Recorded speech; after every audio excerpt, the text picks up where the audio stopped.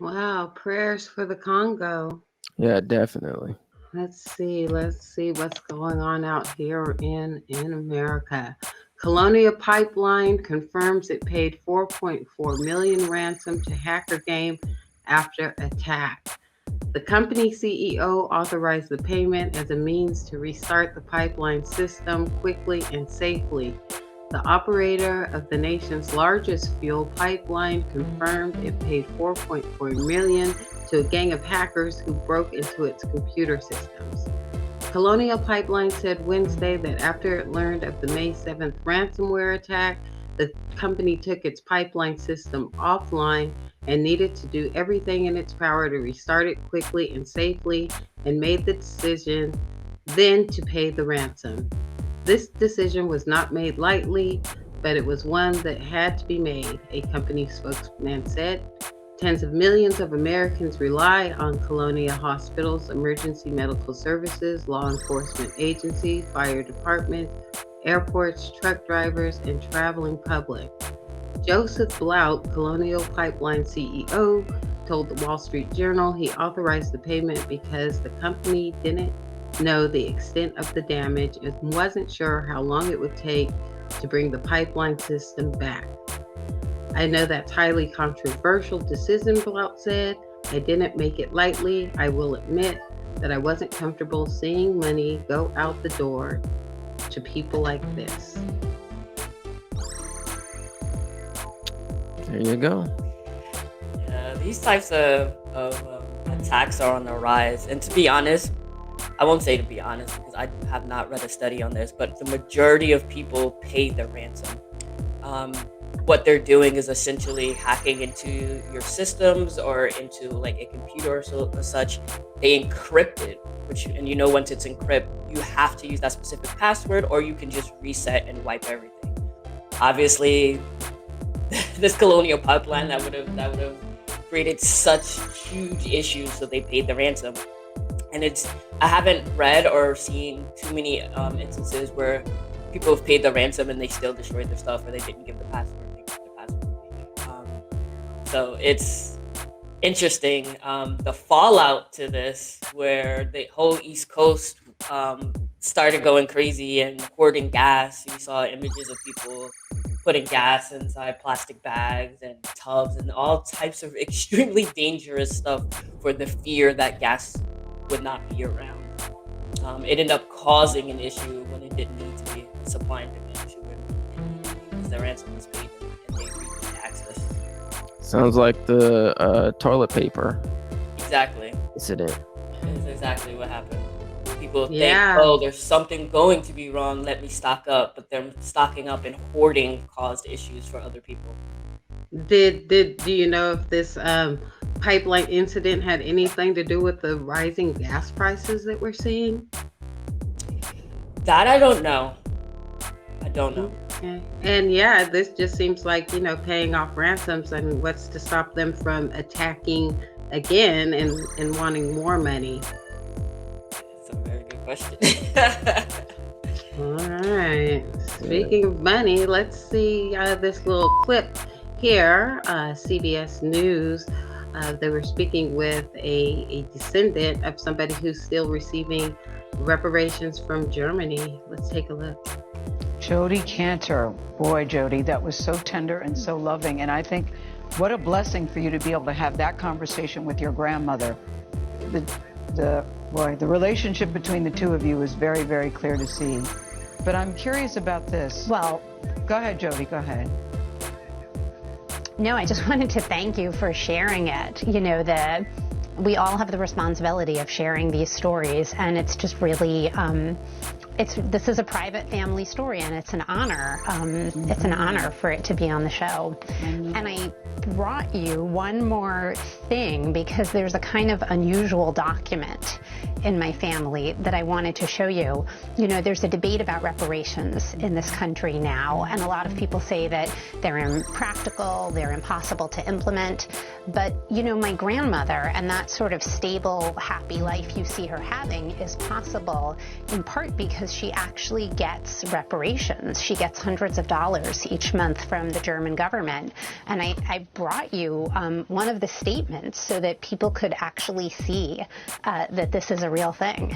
Yeah, but I'm so fascinated why she can be so sunny, considering all that she has seen, to see the death of her brothers, the little nieces and the nephews that clearly didn't make it. I marvel at people like that, and I'm so glad that you brought this story to us. I'm very fascinated by your grandmother now, and I heard that you took her to get vaccinated, Jody, in January. Mm-hmm. What was that like? You know, look at that picture. I was...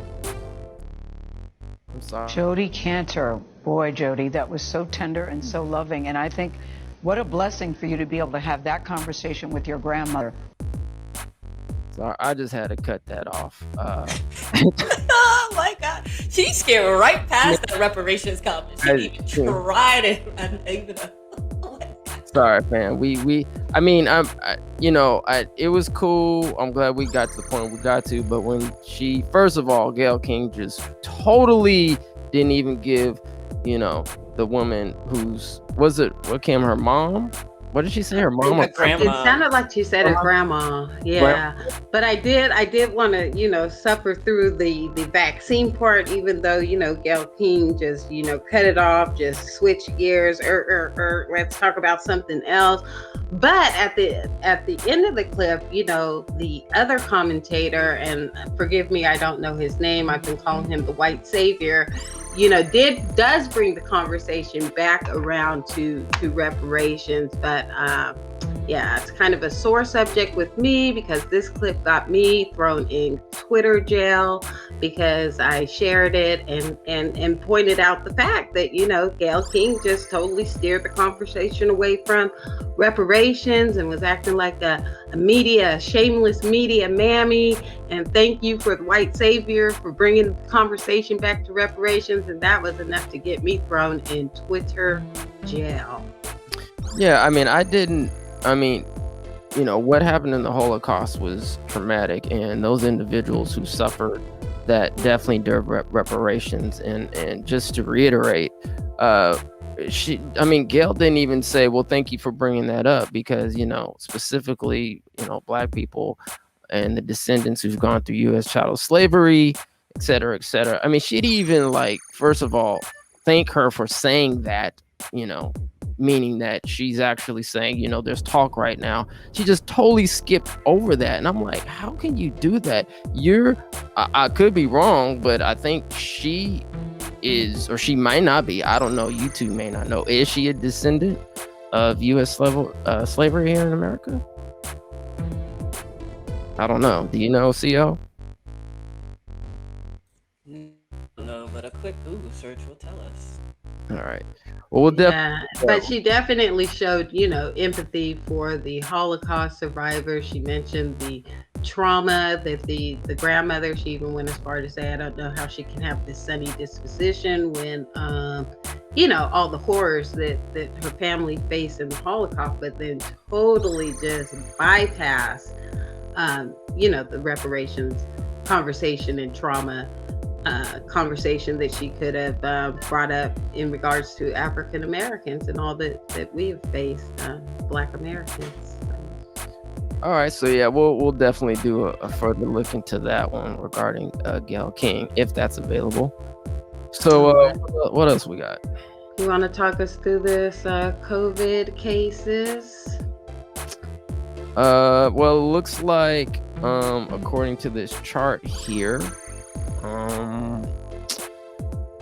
as of May 20th, there's 3.77 million cases so far. Unfortunately, 62,810 deaths. In I'm sorry, that's just in California. That's just California, yeah. Okay, so let's clarify that. That's just here in California. Sacramento, 106,000. Los Angeles, 1.24 million. 300,000, 297,000, 297,000 in San Bernardino. In San Diego County, 279,000. That's the cases and deaths. 1,695, 24,000. Riverside County, 4,000. San Bernardino, 4,000. And San Diego County, 3,000. Okay, so this looks like cases are on the decline in the United States. May 8th, according to this chart, seems to be going down, and that is good news. Yes, it is. See what else we have in the news. Mitch McConnell announced Kevin McCarthy announced he would be voting to oppose the bipartisan commission. There was no insurrection, and to call it an insurrection, in my opinion, is a bold-faced lie. The people who breached the Capitol on January 6th are being abused. You know, if you didn't know the TV footage was a video from January the 6th, you would actually think it was a normal tourist visit.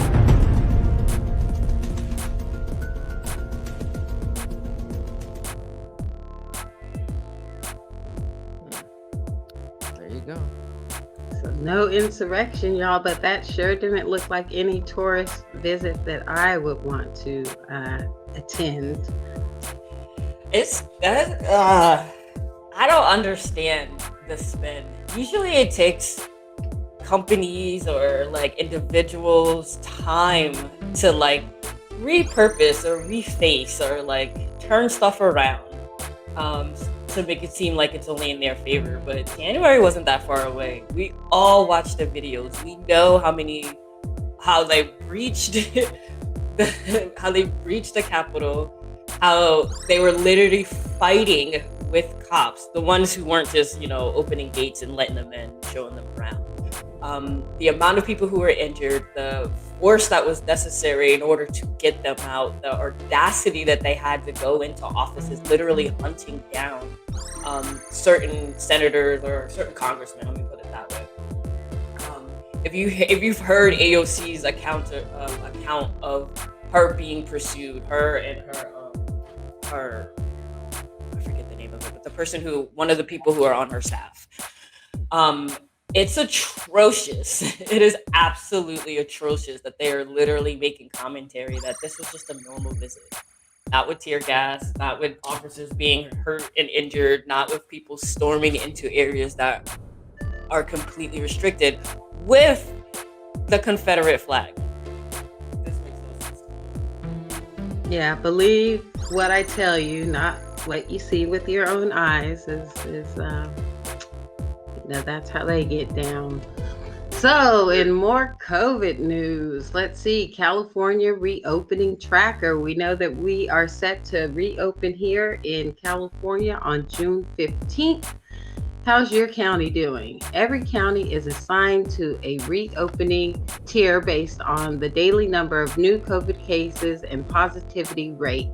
Counties with widespread coronavirus transmission, purple, have had the most restrictive opening rules. Counties with minimal transmission, yellow, have had the fewest restrictions.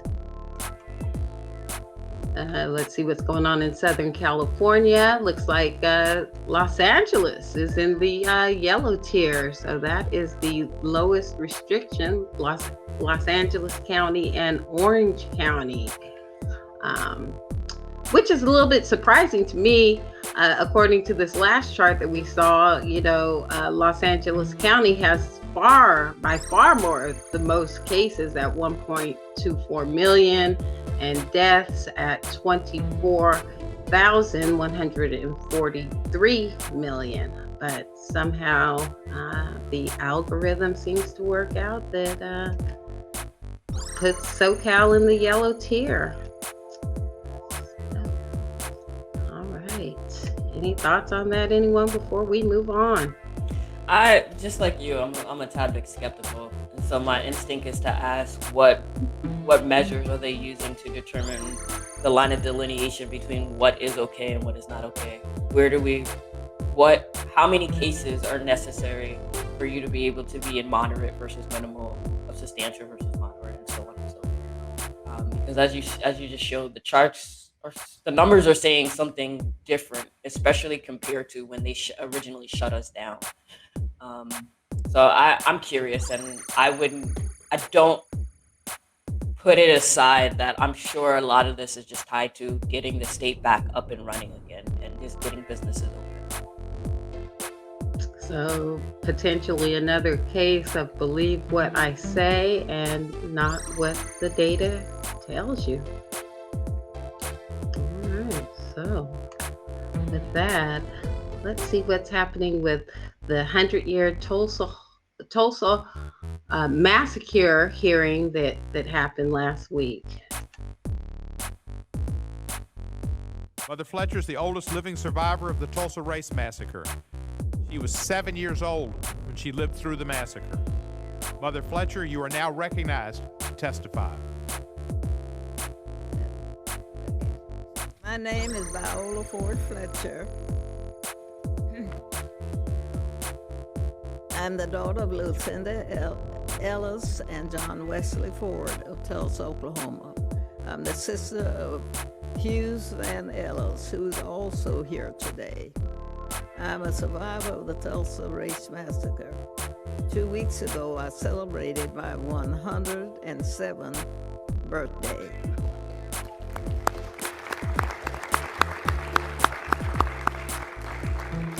Today, I'm visiting Washington, D.C. for the first time in my life. I'm here seeking justice, and I'm asking my country to acknowledge what happened in Tulsa in 1921.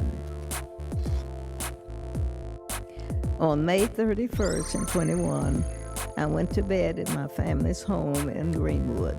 Neighbors of Tulsa, the neighborhood I felt asleep in that night, was rich, not just in terms of wealth, but in culture, humanity, heritage, and my family had a beautiful home. We had great neighbors, and I had friends to play with. I felt safe. I had everything a child could need. I had a bright future ahead of me. Greenwood could,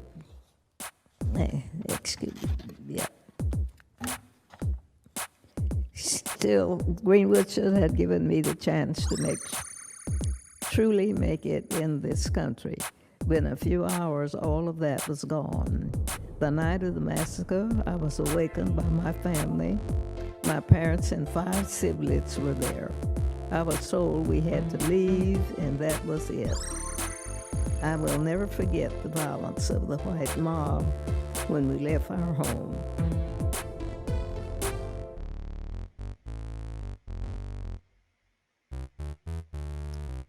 Yep. Leaves you speechless, doesn't it? They've got this 107-year-old woman, should be in her twilight years, living out her twilight years, happened to take this trek all the way to Washington to fight for justice 100 years later. I mean, this is just shameful. Yeah, especially when you think that, Greenwood should still, be a thriving, city, and I'm talking about the original Greenwood, right? Right. From then till now should have been a thriving, community. Fortunately, that massacre happened, and this, the queen had to get up there and say what she had to say with her testimony, and it is shameful. Yeah, and there's a lot of talk, since it is the 100-year Tulsa massacre anniversary. So there's a lot of talk about what happened during that time and the bank's culpability in this reparations justice claim. Many of them lost their bank statements, and so the banks did not even give them their money. They weren't even able to get their money out of the banks to rebuild because they're like, oh no, you don't have the paperwork, it burned down in the fire. So let's see what's going on in COVID news in Central California. It looks like Merced is in the highest tiered state, a red substantial tier. Everybody else seems to be moderate and low, including mono and alpine. Another slide, we have the Bay Area in Sacramento, where we're out here in Sacramento, Yamoya. It looks like we're in the red tier. So we're even worse off than LA right now. So again, kind of bizarre, but any thoughts on that before we move on? Not for me. All right, let's see what else is.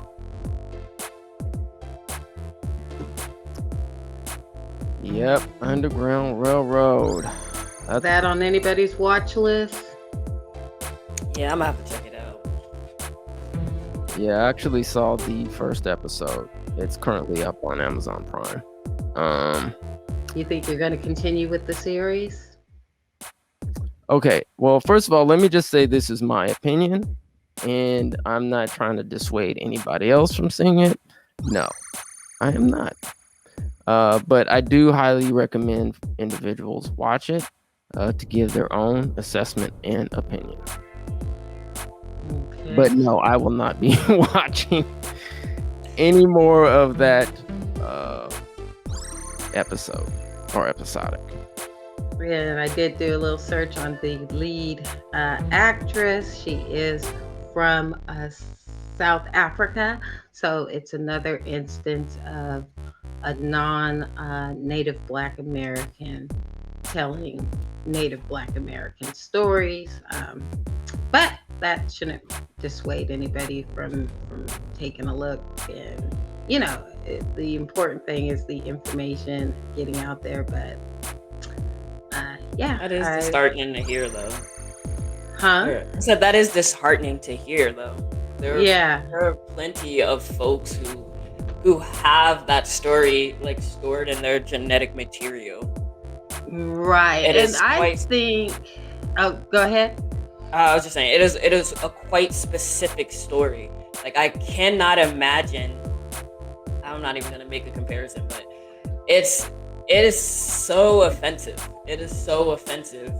And that statement about it being just the new blackface always resonated with me.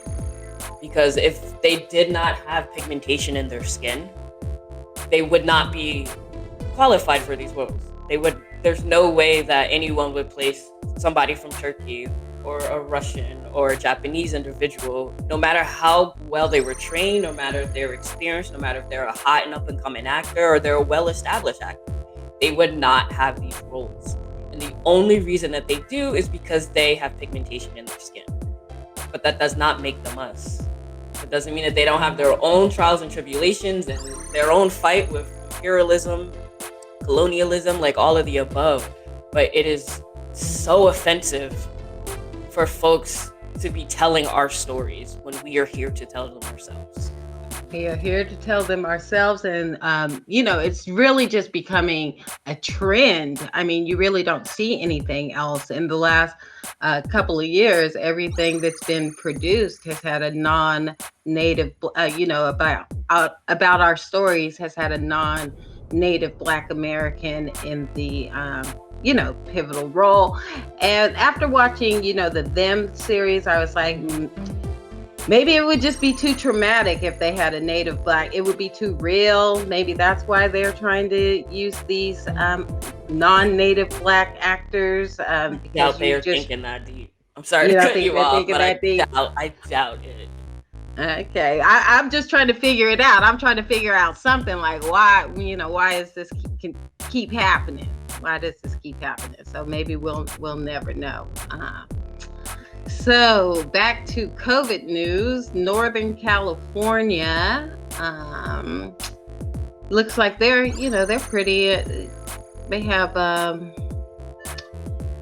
they're kind of diverse in their tracking here. We have some orange, we have some red, we have some yellow.